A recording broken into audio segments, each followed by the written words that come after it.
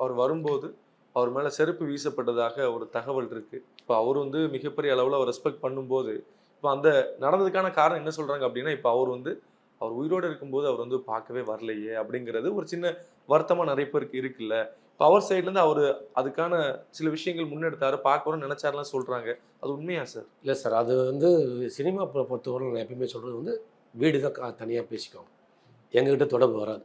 Okay. ஏதோ 1, 2 வரும், வராது. மற்றதெல்லாம் வந்து அந்த பிஆர்ஓ மூலியமாக தான் எந்த ஒரு விஷயத்தையும் நடிகர்கள் செய்வாங்க. கேப்டனாக இருந்தாலும் சரி, அது ரஜினி, கமல், விஜய், அஜித் யாராக இருந்தாலும் வந்து பிஆர்ஓ வச்சு தான் எதுவுமே பண்ணுவாங்க. ஓகே. எந்த தொடர்பும் அவங்கள்ட்ட தான் வச்சுக்குவாங்க. ஸோ அவங்க டைரெக்டாக வீட்டில் எதை வேணால் பேசியிருக்கலாம், கொள்ளிருக்கலாம். எல்லாருமே தான் கேட்டாங்க. எஸ்.ஏ. சந்திரசேகர், ராதா ரவி, வாகை சந்திரசேகர், தியாகு, சில பேர் பார்க்க முடிஞ்சது, பார்க்க முடியல. அதுக்கு காரணம் என்னன்னாக்கா வந்து மருத்துவர்கள் வந்து எல்லாரையும் பார்க்க வச்சுட்டு அவர் இன்ஸ்பெக்ஷன் ஆகக்கூடாதுன்னு சொல்லி மருத்துவர் ஆலோசனை சொல்லியிருக்காங்க.